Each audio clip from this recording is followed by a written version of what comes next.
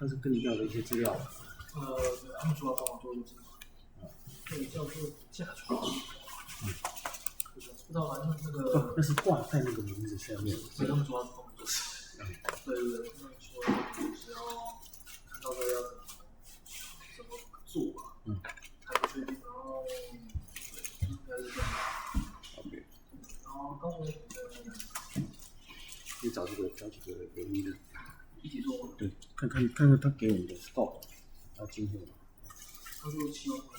7万块什么？7万块是做什么东西的？因为这好像是帮忙去做个就是定义吧，听就是我还不太确定他到底想要干嘛。对。那个行政他也没有跟我讲非常详细。他在跟谁讲？跟谁讲？他说，假如我们确定要做的话，那会有一个工程师来跟我们讲更详细。哦。对，就确定。那就跟他讲确定了，就赶快试做。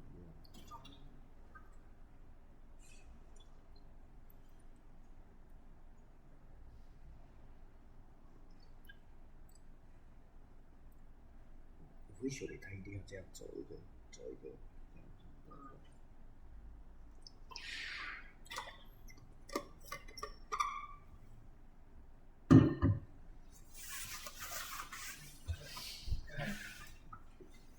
时间到了。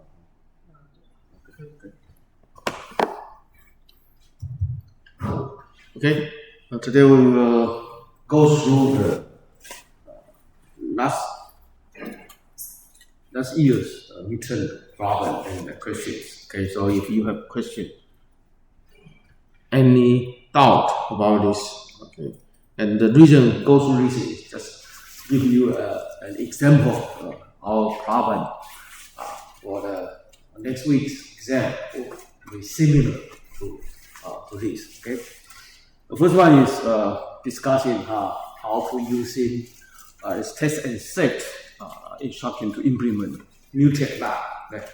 But simple test and set is good for uniprocessor systems. Okay? If you only have one processor, then test and set is good enough. Okay? However, for a multi-processor system, because the system has multiple processors, and usually those processors are connected through a bus, a system bus. Okay? So this test and set instruction to implement test and set instruction, current implementation usually is doing something like this. So you need to lock the system bus. Okay? So the system bus becomes a bottleneck in some sense. Okay? And because the instruction for test and set, the basic idea for this instruction is that you try to let these two operations, testing and setting a new value, to these two instructions to become an atomic instruction from the CPU's point of view. Okay. However, because there's a bus in there, so and multiple CPU are concurrently running in the same time, so it's possible that if both CPU they all issue test and set to the same memory location, then may create race condition. Okay. That's why usually you need to using another. You need to handle this bus contention problem. Okay, so the basic idea is something like it. So there are two possible approaches. One is before you doing the test and set, execute test and set instruction, you using the read, try to avoid the contention. Okay, because if the instruction, the value, the memory location already been locked by using read, you can detect the content of the fragment. Okay, if it already been locked, then you don't need to do the test and set. Okay, the test and set, the purpose for that is that if you test the memory is not locked, then you set it to be locked. Okay, but if it already been locked, then you just go away. You go to do something else to avoid doing actual test and set. Okay. So that's the first approach is read before test and set. Okay, you read the content. If it already been locked, then you don't need to bother to try to doing to execute this TSO instruction. The second one is using test and set with backup. Okay. So if the first attempt is failed, for example, you try to test and set, but it cannot successful set the lock. Okay, then you will not immediately go to try again. From the CPU's point of view, you doing the some kind of backup. So you sleep or you wait for a period of time, then you try again. Okay, so by using it, you avoid or reduce the contention frequency, because remember there's multiple processors.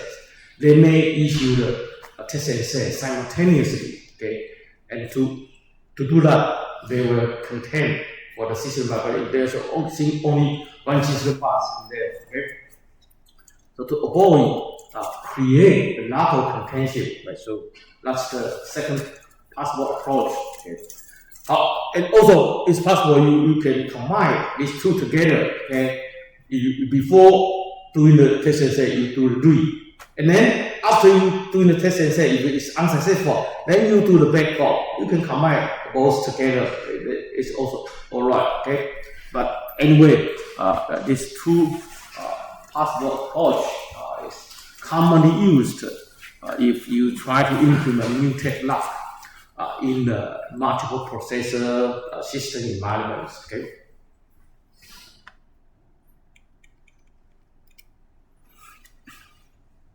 The second problem is asking for describe the central initiated low balancing and receiver initiated low balancing algorithms. Okay, this low balancing algorithm is usually used for a multi-computer system. If your system contains multiple CPU, and this multiple CPU, each CPU has its own memory and I/O devices, network devices, and so on. So you can treat them as a simple computer component. Itself is a computer, okay, but a limited functionality computer.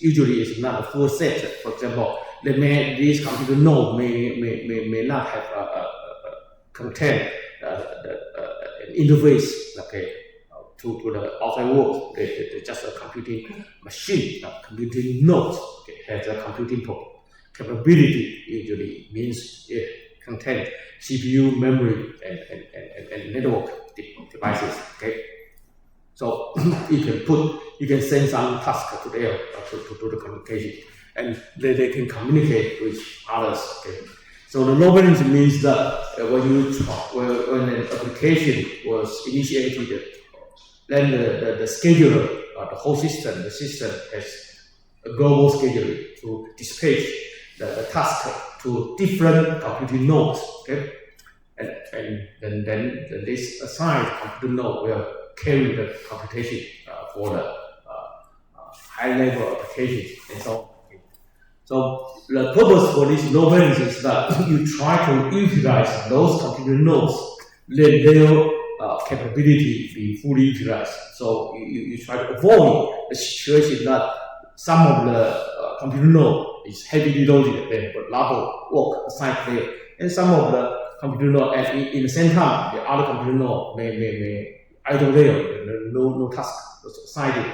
Because before you assign a task, you don't know actually how much computing resource this particular task may consume. So it's possible for the long run, you in some particular time instance that this situation will happen. Okay, so the low balancing policy or algorithms, the purpose for that is try to balance the loads by migrating some of the tasks from the heavily loaded computing node to some idle computing nodes. Okay, so but the approach usually you have two kind of approach. One is center initiated. That means heavily loaded computing node find out its cell is too heavy, too much load, and it try to find out there are some other, if there are some peer nodes, they have less load, then send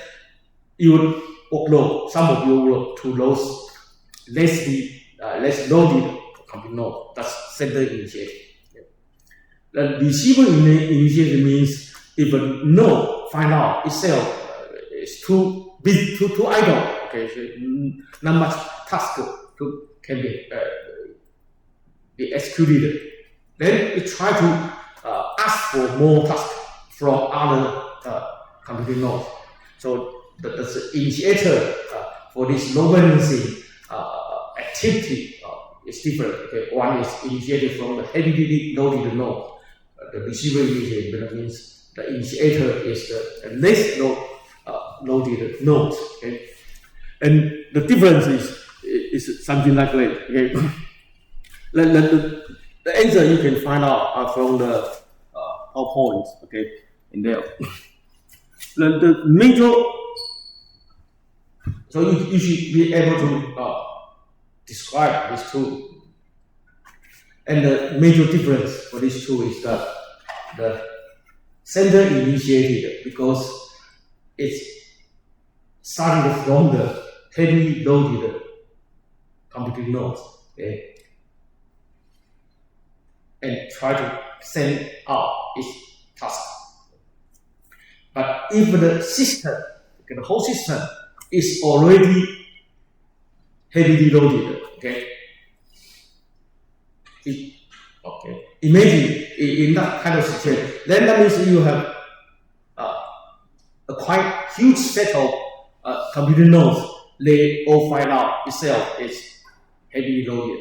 They all try to send out their task. Okay, before you can send out a task, you try to send a request to all the nodes to see if anyone has the capacity to accept this task. Okay, so if the heavily loaded nodes, the number of the heavily loaded nodes is quite large, then this request will generate a lot of traffic. But if the system is already in heavily loaded, so that means most of the computer nodes, their load are quite heavy. Okay, then this traffic only make the system much worse because a lot of nodes send out a request, but no one can accept their request because everybody is almost all in the heavily loaded situation. Okay, so you generate a lot of useless traffic in some sense. Because remember, you send out a request, the other nodes they will accept this request. After receive, they will check their own status and find out it's less loaded or heavily loaded. Okay? If it is heavily loaded, then you drop the request. Okay?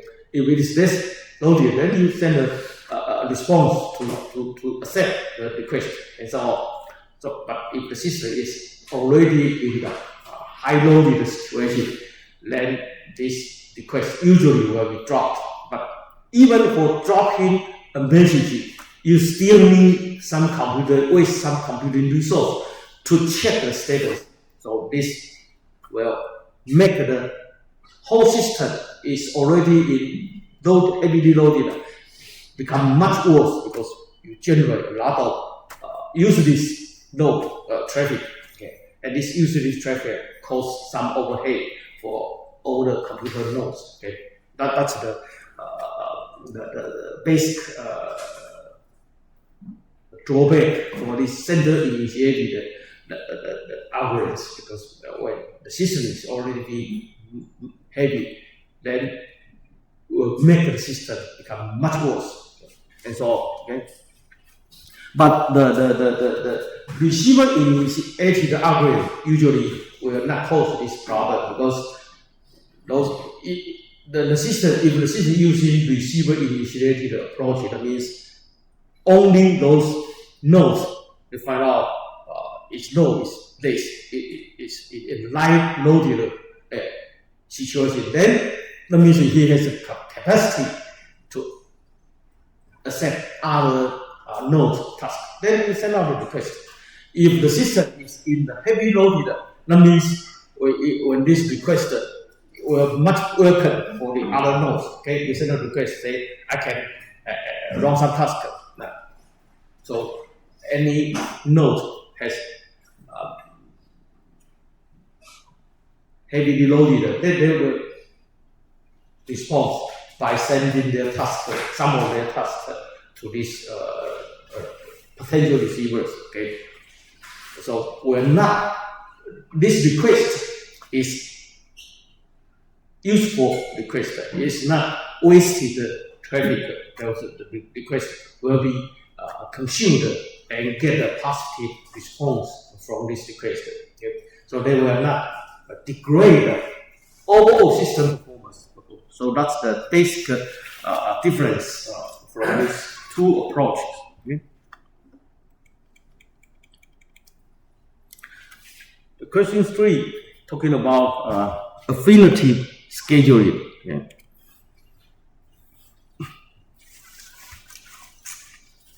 The name of the affinity scheduling policy usually means that when, again, it's in the multi-computer system environment, it means you have several computing nodes. When the task comes in, the scheduler will decide which computing node will run or which processor will execute this particular task or execute this particular process. Okay. Remember, all the modern operating systems, okay, they use some kind of virtual machine memory management system, okay, and they have usually has a system cache or whatever. Okay, so once a process is executed by a particular processor, then the cache of this particular processor, or in a more general way, the MMU, the memory management unit of that particular processor, will catch some frequent used page entries in there. Okay. So the purpose for an affirmative scheduling is that when a processor is running in a particular CPU or particular processor, then next time when this processor for any reason was suspended, then and later will resume its computation. Usually, by using the affirmative scheduling, is that you will be assigned to the same processor. Okay. The purpose or the idea is that if, fortunately, that particular processor, after the previous process suspended and then resumed during this time period, some of the cached page information about this particular process is still in the MMU of that particular processor, then those cached information will become useful. Okay, will not be wasted. That's the basic principle or basic idea behind this scheduling. So you try to, because otherwise, if a process was assigned to another processor which has no knowledge about this particular process, then everything about this process will need to be reviewed. All the frequently used information, meta information about this particular process need to be reviewed in the new processor. Okay. So the affirmative scheduling, the purpose for that is try to use this maybe a remanded useful meta information about a particular process. Okay, so once it's running in, for example, a processor A, then next time this process will still be assigned to processor A. Okay. Because in general, this processor A has some meta information, is still cached in its MMU and so on. And so you will not need to review all the meta information needed or frequently used from scratch. Okay. So that's the basic idea. Okay.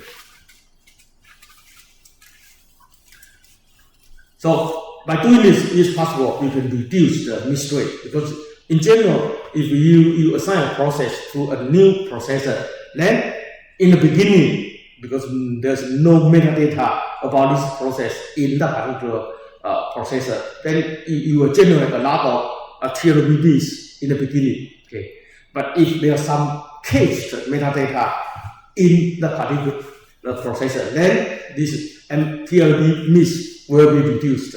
Okay, because some information already there, and they are still useful, and so on. Okay, so that's the basic idea for keeping this. Yeah. But this will not cause, the only purpose is to reduce the TLB miss. Okay. But for the page 4, there's no influence in the, no effect will affect the page 4 rate. Okay. The TLB miss and page 4 is different things. Okay. So it can reduce the TLB miss, but will not reduce the page 4, and so on.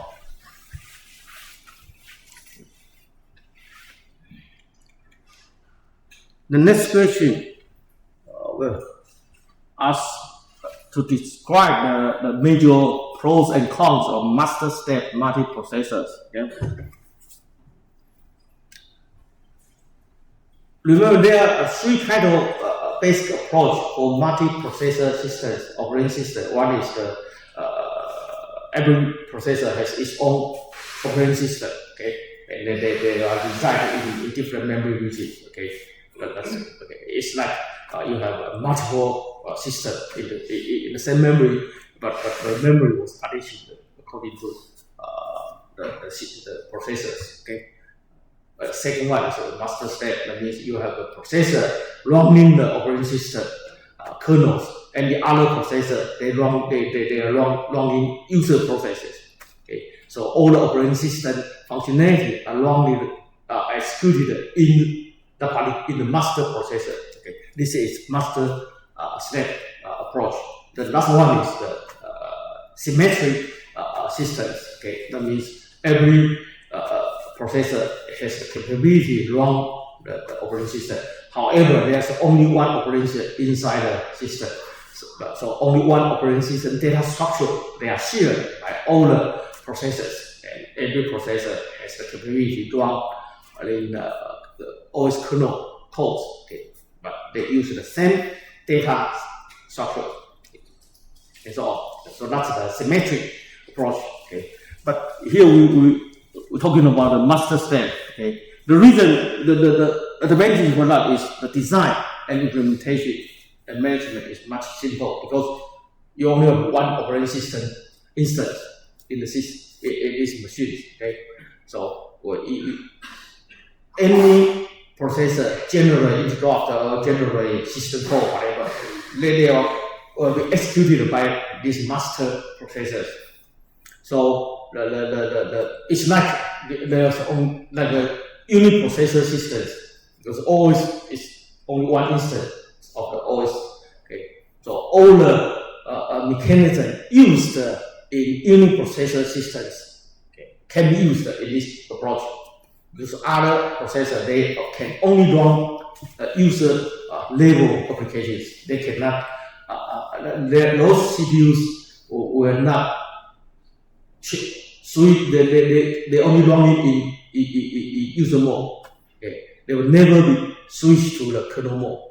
Only the master processor can run it in kernel mode. Okay, so the very simple. Okay, the advantage is that user processor can be assigned in different processors, in different CPUs. Okay, so they can take the advantage of a system has multiple CPUs, so they can run multiple applications simultaneously, because different CPU run in different applications, but all the system codes will be running executed by the master processor. Okay, so the advantage is that simple. Okay, it's easy to design and implement and manage. Okay. The second advantage for resource allocation, it's much easy because you have only one instance of kernels in there, so everything is decided in there, and no extra overhead will generate it. Okay, compared to the other kind of approach. Okay, of course. And the disadvantage is that, okay, because all the operating system functionality are handled by single CPU, so this CPU may become the performance bottleneck. That means because if the application processor, the number of the other step processors will be limited in some sense. Otherwise, the performance will become unbalanced because everybody waiting for the system in that single processor. Okay, so that's the major drawback. Okay, the scalability is limited. So usually in this kind of approach, the number of the system size usually within 100, but less than 100 usually is. I think the 64 is the most common size. And master become the bottleneck. Okay. And also, not only the bottleneck, the master is a single point of failure. If the master processor crash, the whole system will crash because now there's no operating system instance. Okay. So that's the major drawback for this kind of approach. But the advantage is simple. Okay.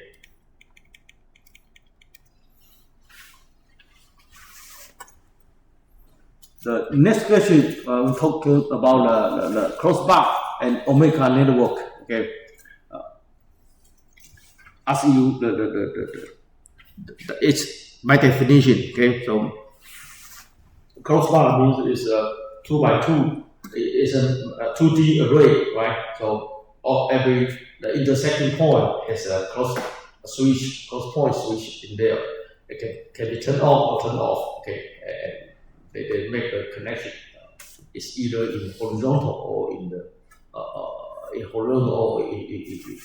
vertical. Okay, and so on. So decided that the connection of memory and CPUs. So usually it's in the order of n squared, okay, for crossbar. But for the Omega network, the each switching you only require n over 2 switching nodes. So the area, the size of the area can be reduced. Okay. So that's the major difference. Okay.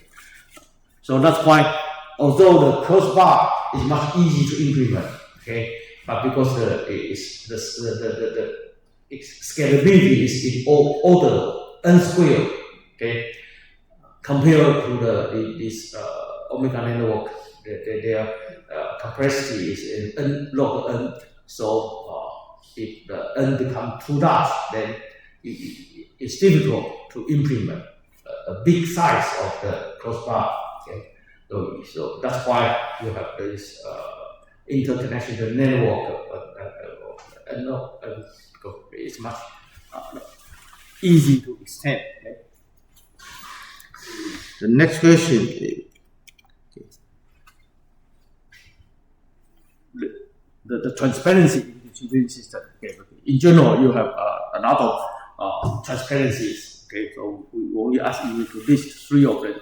Okay, and these are the definition of these transparencies. Okay, you may have access transparency, location transparency, concurrency transparency, replication transparency, migration transparency, failure transparency, performance transparency, and so on. Okay, so.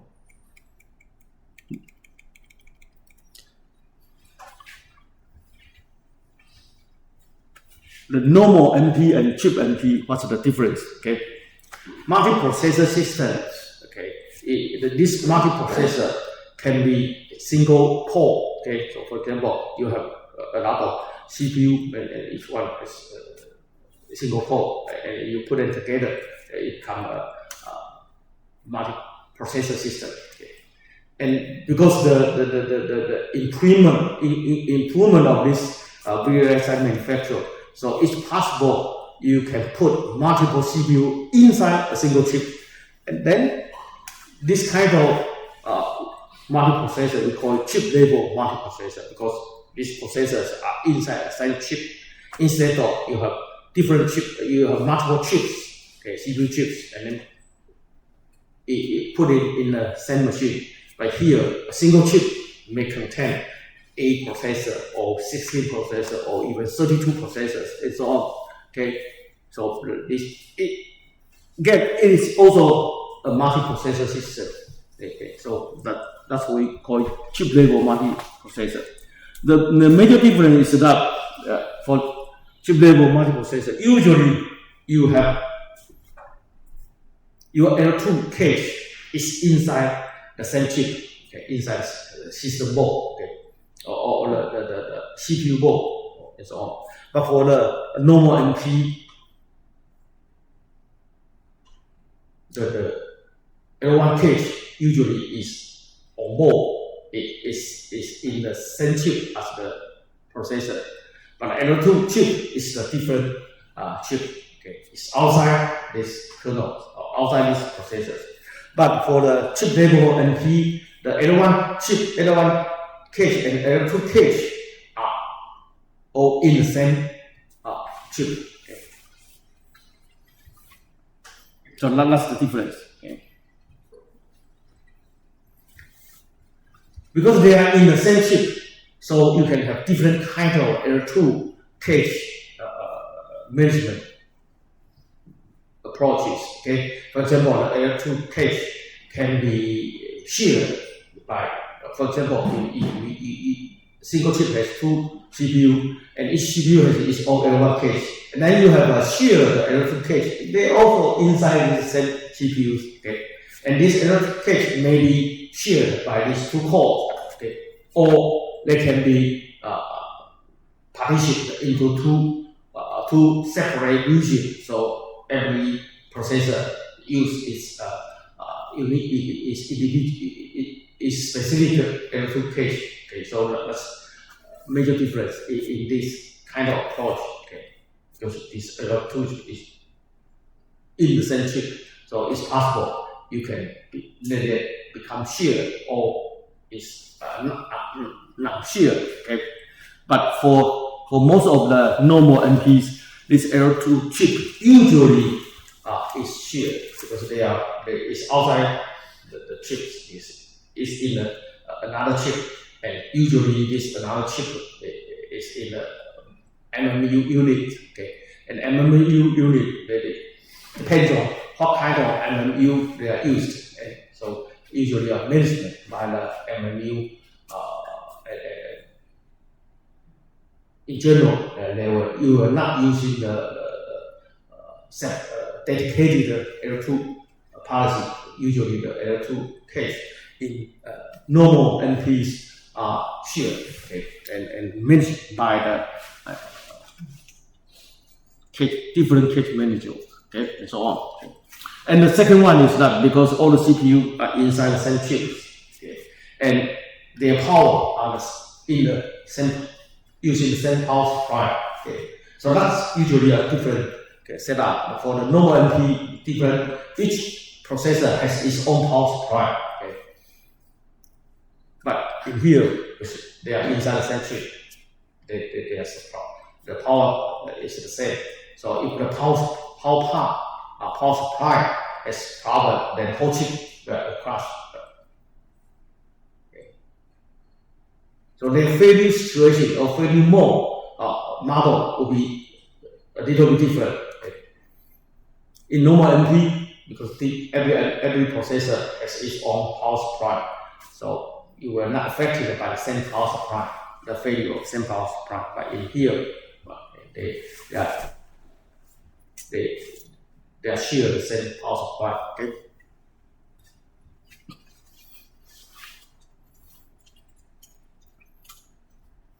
And the last one is the scalability. Okay, because chip NP is much restricted because the same put all the CPU inside the same chip. You know, so usually it's difficult although the VRI technology manufacturer is improving, but it still has a limited capacity to put too many processors inside the same chip. So the scalability or the size usually is limited. Okay, but for normal MP, okay, depends on what kind of connectivity or kind of mechanic to facilitate to connect them together.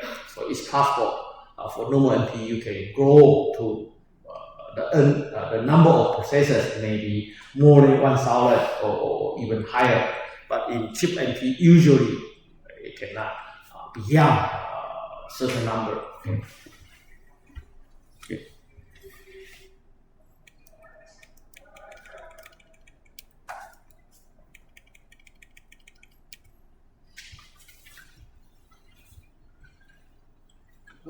So this question we're talking about the blocking system, blocking code in message passing facilities. Okay, in communication, you send out a message and it's a blocking semantic or non-blocking semantic. Okay, and here the blocking semantic usually is much easy to say. Okay, better than non-blocking, especially in the multi-threading system. Okay.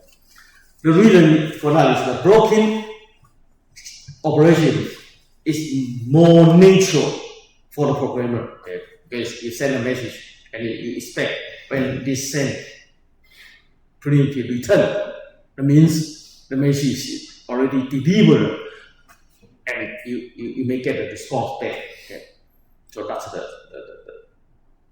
natural way to program this communication.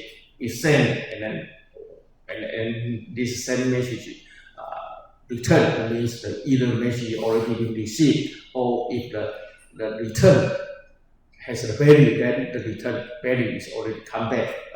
At least you get a acknowledgement back. Okay, so that's the blocking semantic. But for the non-blocking, that means when you send, the system guarantee you will send, but you don't know when the message actually delivered to the receiver side. Okay.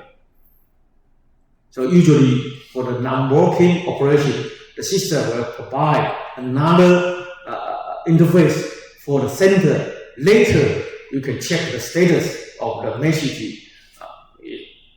It's actually delivered and or lost or in some sense or whatever, and it's the acknowledgement already comes back, or the reply is already comes back, and so on. So you need to have other interface that the sender to later to check that the message, the actual status of the message.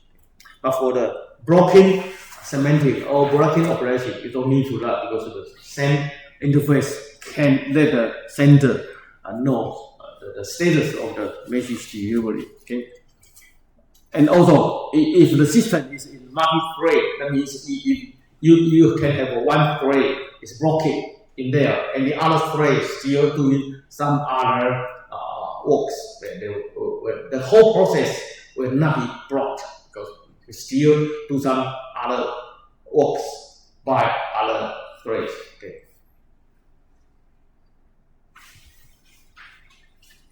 And the usually simple, okay, for blocking because the semantic is much simple, okay, and you don't need have an actual interface to let the sender to find out the message delivery status, okay, and so the overhead may be reduced and so on. Okay.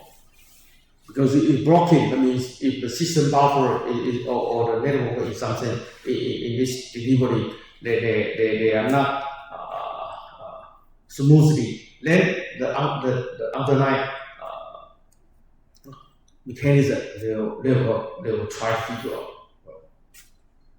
But for the non-blocking, usually the depends on what kind of the interface provided by the sender to check the status, and then sender can need to decide if the status is not expected. Then what kind of action need to be carried. The center has the more flexible opinion or options to decide what kind of action should be taken when the situation is not as expected. However, but to do that, the programming become much difficult. Okay, it's not because it's not handled by the system, okay, but by the application. Okay, and all for this they all require more overheads. Okay. And also the next one is that we focus on multi-threaded system. Okay, if the system is in a single-threaded system, then the situation will become different. Okay, for multi-threaded means the system it support a process can have multiple threads simultaneously executed in the same time. Okay, so that means one thread broken there, the other thread can still carry out the applications and so on. But if your system only supports single thread, then the blocking, the benefit is not like this. Okay, the only thing is simple. Otherwise, they are all negative because once you block there, then the whole application you block there. Okay?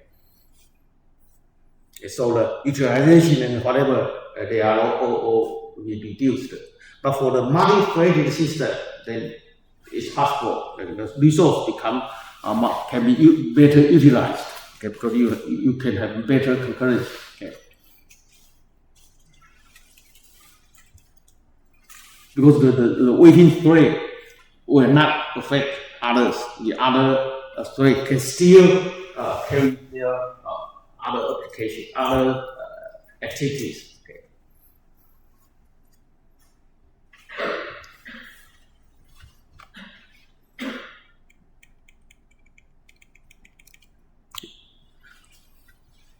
This is an Omega network. Okay. You have a 3 layer of the switching nodes. Okay. And here we suppose the wire between the 2C, the switch 2C and 3A. Okay, so this one, okay, 2C and 3A. This wire is blocked. Okay.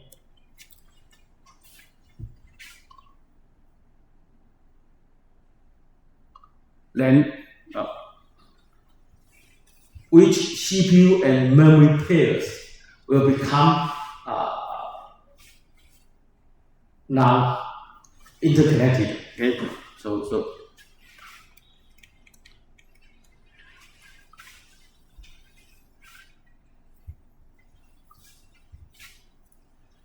2C and 3A. Okay, the wire. Okay, that is so that means if for example, you first you need to see which CPU may go through the 2C, okay, and then later they use the 3A, okay.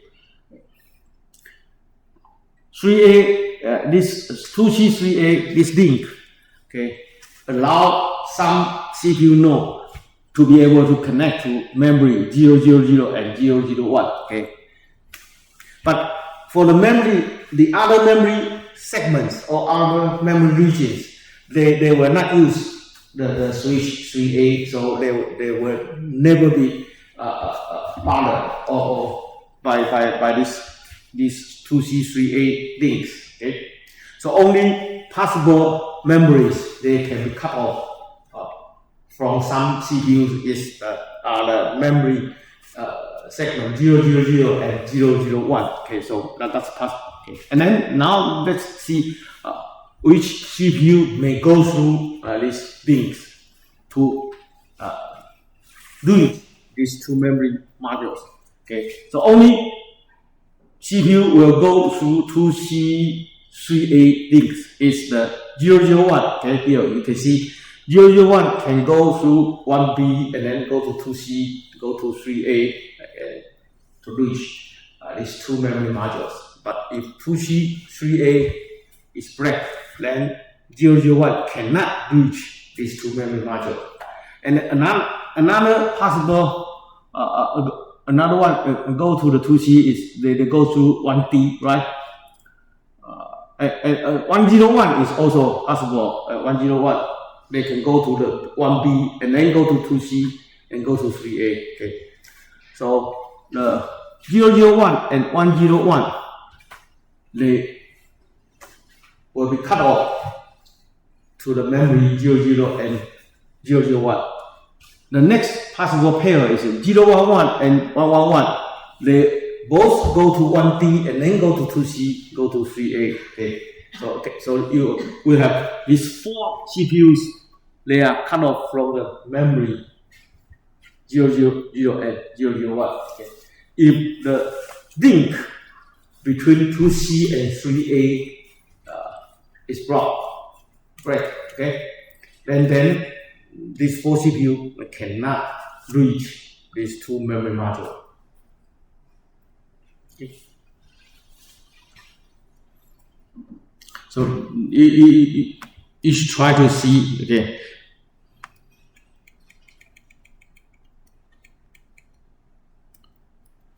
And the next question is using the same Omega network, okay, and we'll try to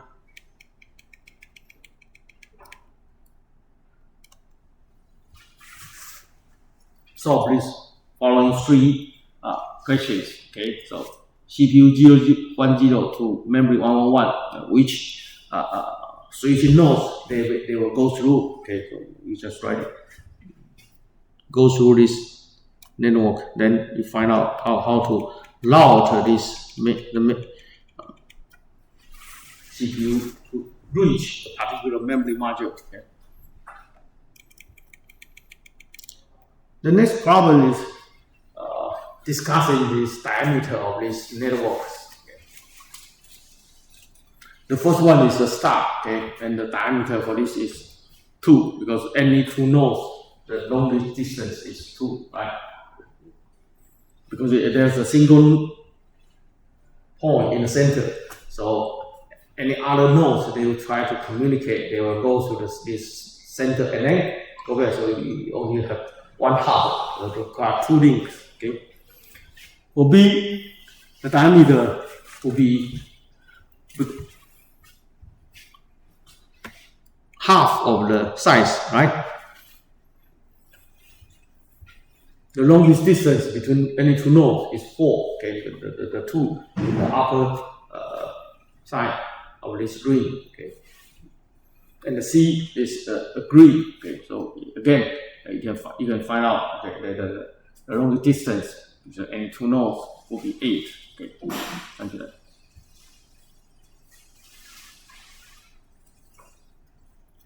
And then the next one is a double torus, okay,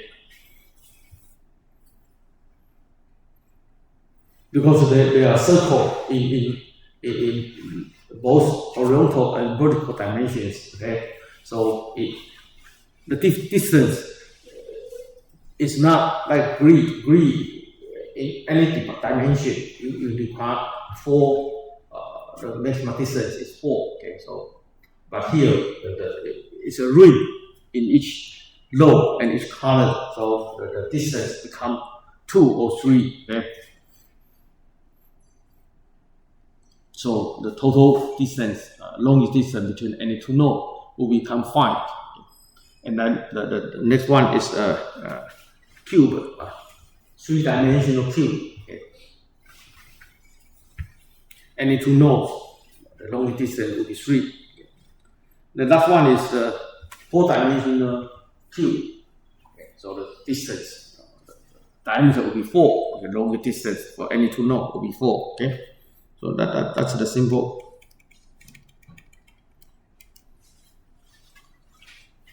Next question, redundancy. Okay, we're talking about in the later notes we are talking about these 3 kinds of redundancy. Okay, information redundancy, time redundancy, and space redundancy. information redundancy usually is using a coding mechanism. Okay, the information, original information you try to store. For example, you have a value 16 4-bit values. Okay, but to using 2 or 3 extra bits, then it's possible if any bit corrupted, then you can automatically recover. Okay, so this kind of error correcting mechanism we call information redundancy. Okay, or maybe error detection or whatever. Okay, and time dependency means instead using actual bits to store more actual information we stored together. You use time to cope with some possible failure, okay, or some possible incorrect results. Okay.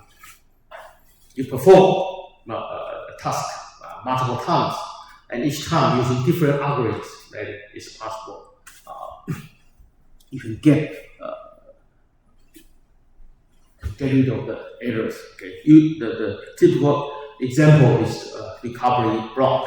Okay, and that's why it's space redundancy. Okay, you use actual hardware resource. Okay, to cope with the failures. Okay,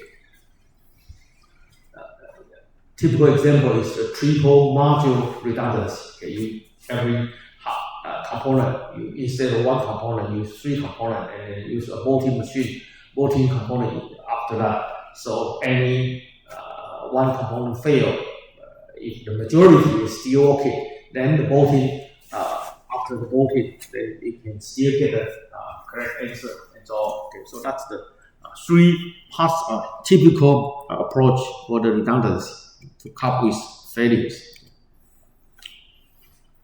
The next question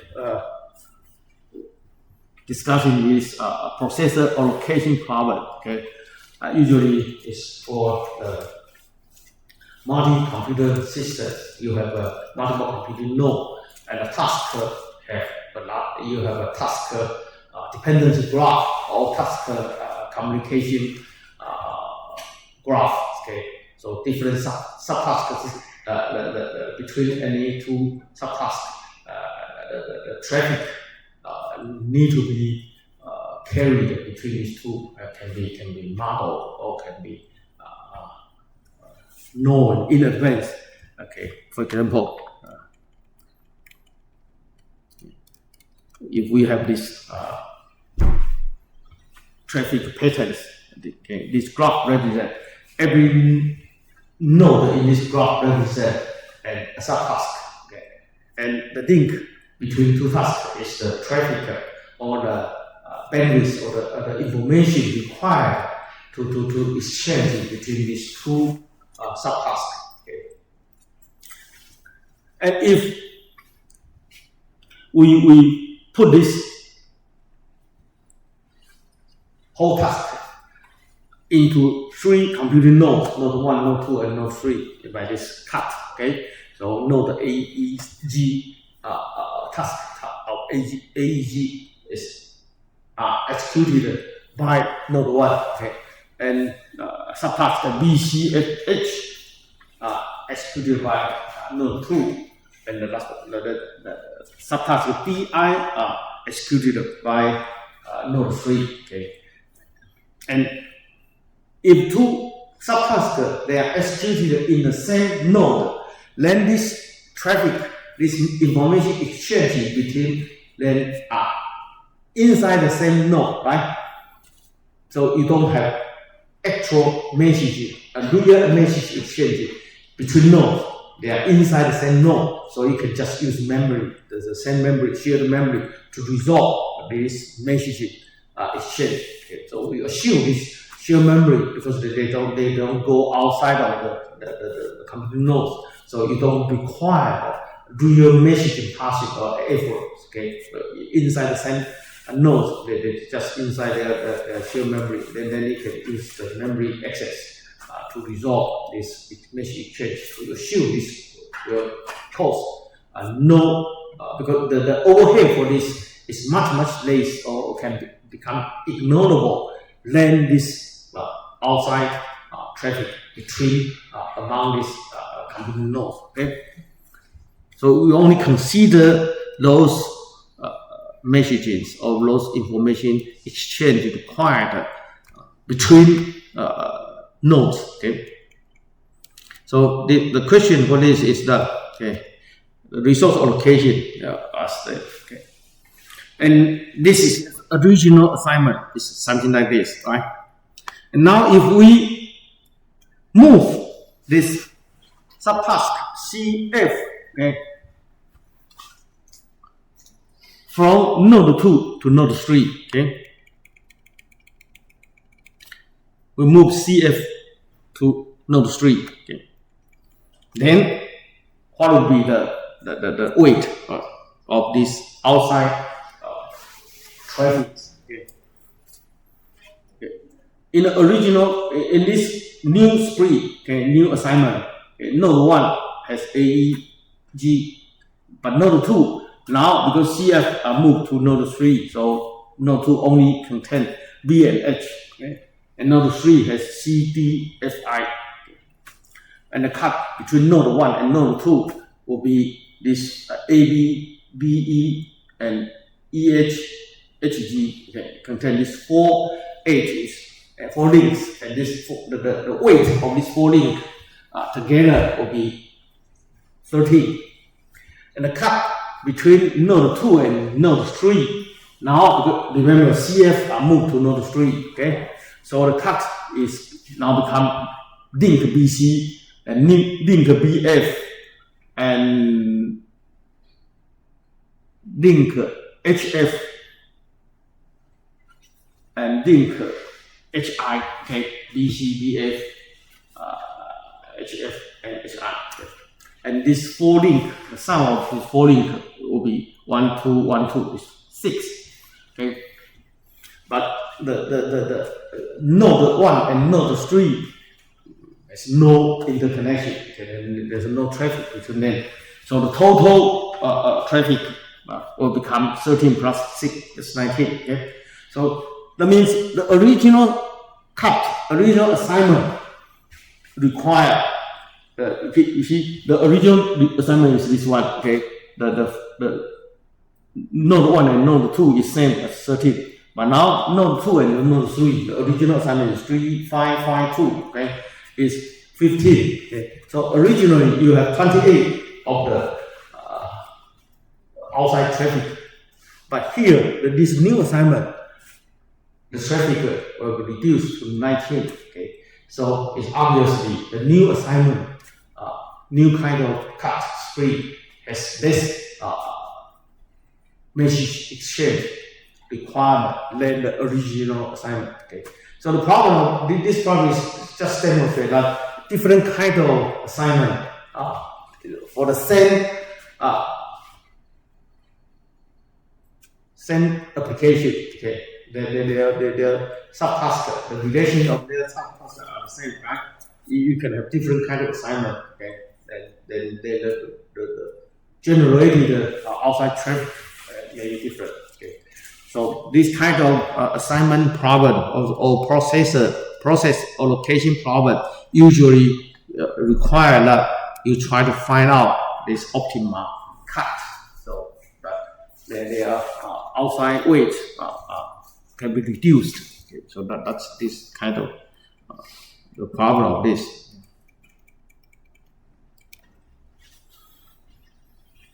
The next section is talking about UMA and NUMA in the multiprocessor systems. Okay,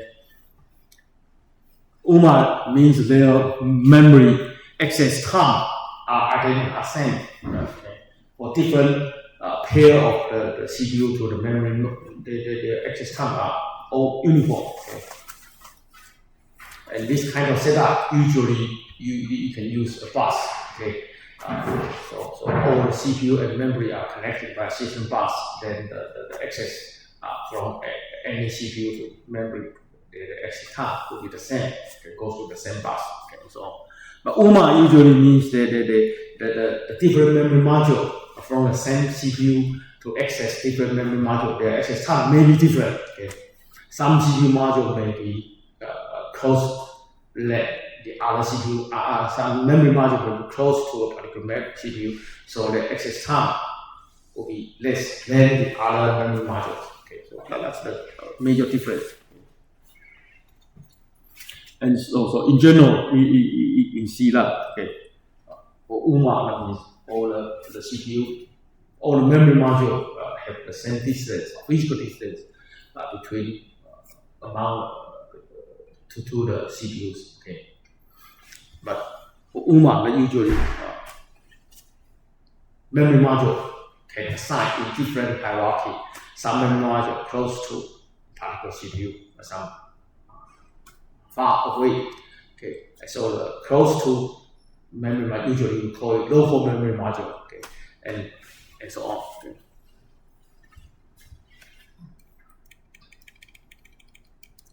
The next one is we try to implement a counting semaphore. Okay, in the Linda system. Okay, Linda is a table space. Okay, you have special primitive. Okay, in, out, and read. SQ usually you only have these 4 primitive operations. Okay, out means you put something to the table space. Okay. In means you retrieve something from the table space. Okay. And to implement a counting semaphore, a counting semaphore usually means you have a semaphore integer value initially. Initial value is integer value. Not 1, okay, maybe some particular integer, for example, n, okay. Here we assume it's n, okay. Then you can use this initialize, you just send out semaphore, for example, the semaphore just flag, okay, n times for the initial, you put this n of this semaphore, this tag, this flag, n times. That means you put n of these tuples into the tuple space. Okay.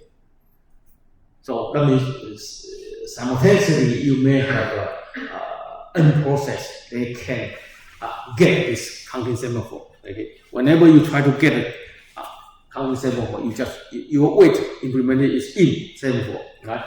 That means you retrieve one semaphore tuple from this tuple space. If you can retrieve, then you can continue. Okay. For signal, that means after you finish your with this semaphore, then you put this semaphore back to the tuple space. Then you just out semaphore again. Okay. So that's simple. Okay.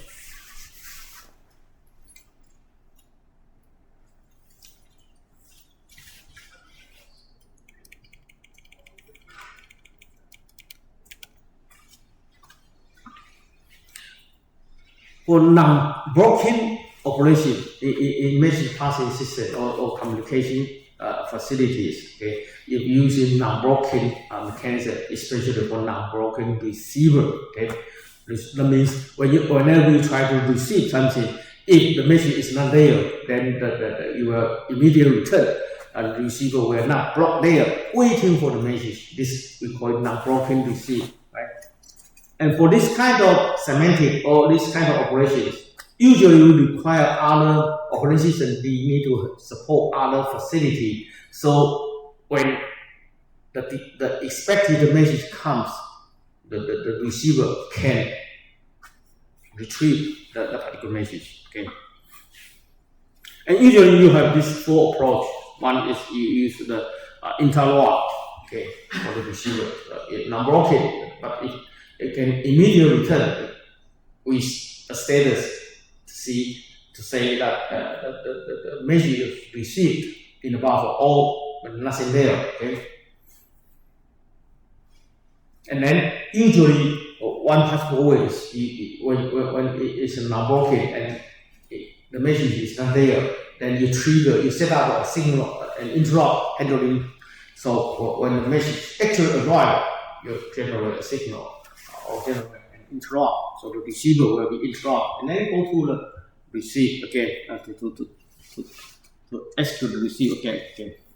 And another one is you support a status check interface, so the receiver can periodically to pull the buffer to see and then something, some message already there. If message comes, then you issue the receive again. Okay? So you need to learn pull and get message operation to do something like this. Okay.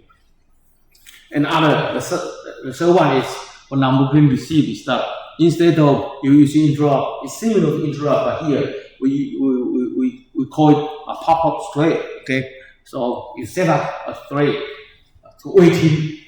This thread is not exactly not running, but you tell the operating system that when the desired message comes, you set up a buffer. Okay, when the buffer receive a real message, then you pop a new thread to do the actual receive operation and to process that particular message. Okay. The last one is using the active messaging inside the interrupt handler. Okay, so the message itself contains an execution code, so they can initialize itself, they can execute itself. Okay. When the message comes in and you generate interrupt, instead of you doing the carry out computation in the machine side, the programming is actually carried with the messaging. So then they can process this particular message in the receiving side. Okay. So this we call active message. A lot of web page using this kind of mechanism. Okay. But usually we require the sender and receiver. They are totally trust each other. It's in a fully trusted environment. Okay.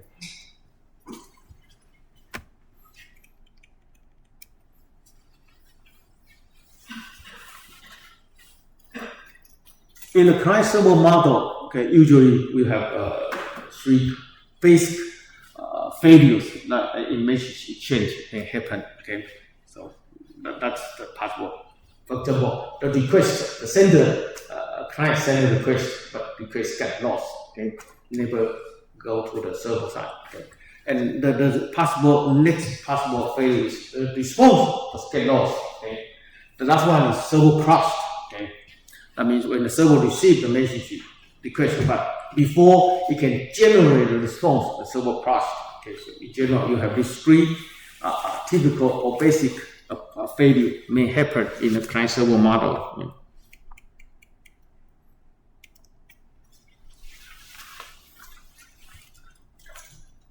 Okay. This question is talking about the spin and blocking in the context switching for the multiprocessor system, okay, especially in SMP symmetric multiprocessor systems. Okay. For uniprocessor system, there's usually you are not prefer for the spin. The prefer is blocking mechanism. Okay, you block the waiting process, and then the processor can handle the service other process. Okay, but for the multiprocessor system, then you have choice. Okay, because if a processor is spinning, and the other processor can still provide service for other process. Okay, so the whole system is still continue to doing something useful. So you need to make a decision when to let the processor spin in there, to waiting for the status to come through, or when the processor should immediately block the current running process, then and free the processor to serve other process. Okay, so that's the design choice or the decision you need to take. Okay, when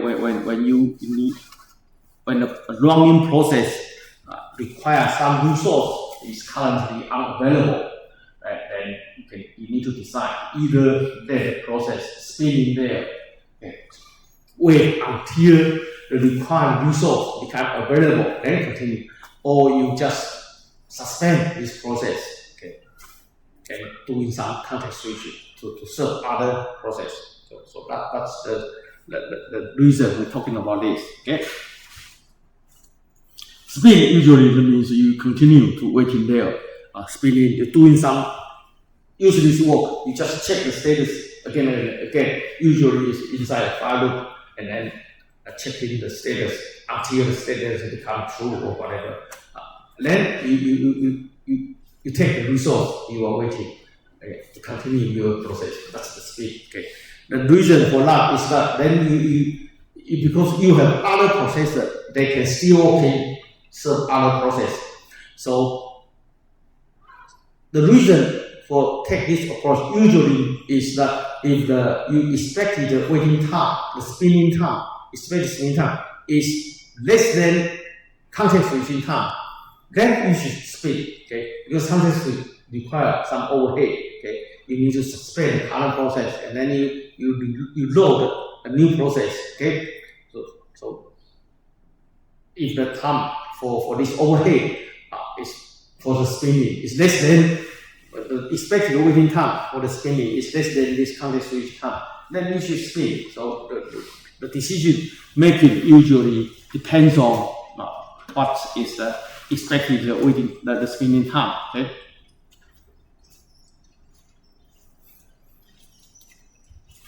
And the second is block.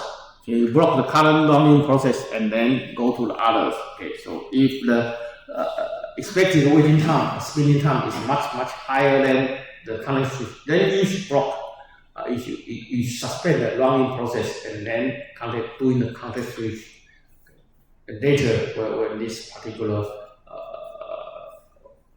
process becomes ready again and it requires the resource it become available, then you reschedule that. Okay.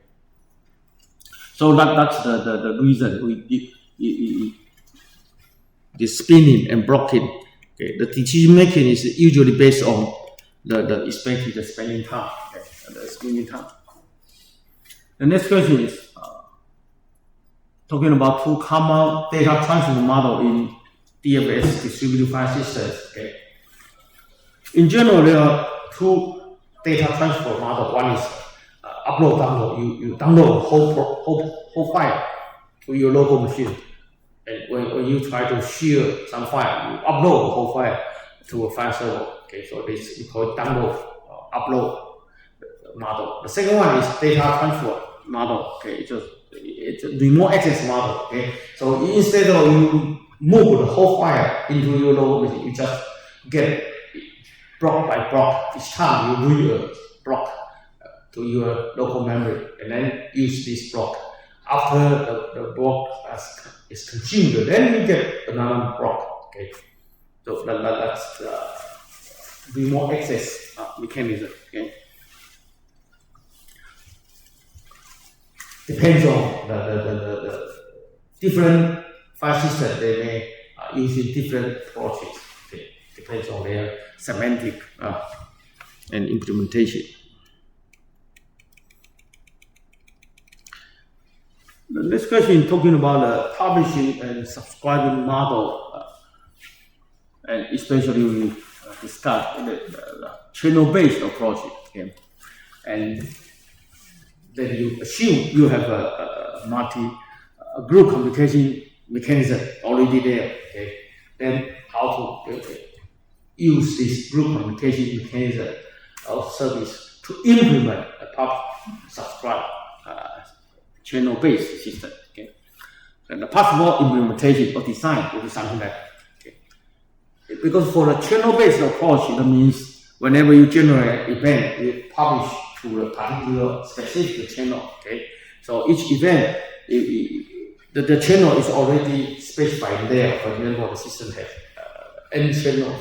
Okay, so whenever you try to publish an event, you classify your event to see, okay, this event should be classified to a particular channel, then you send to that particular channel. That's it. Okay? And so all the a subscriber will subscribe based on the channel.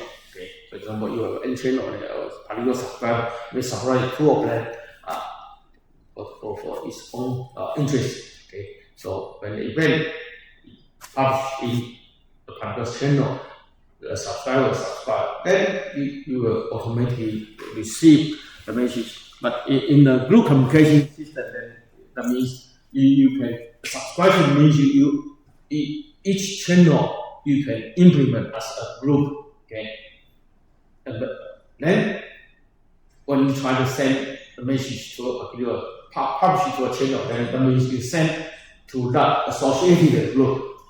Subscribe means you join the particular related associated group.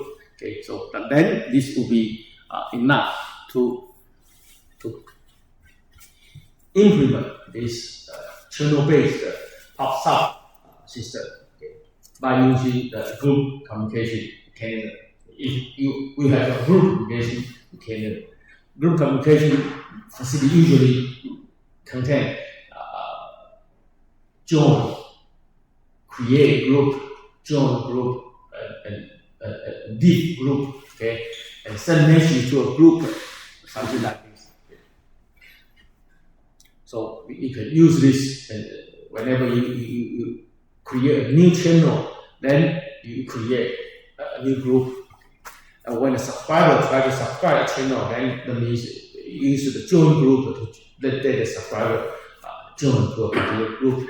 When you try to publish an event to a particular channel, you just use the same group to send to a particular group. Okay, then that will be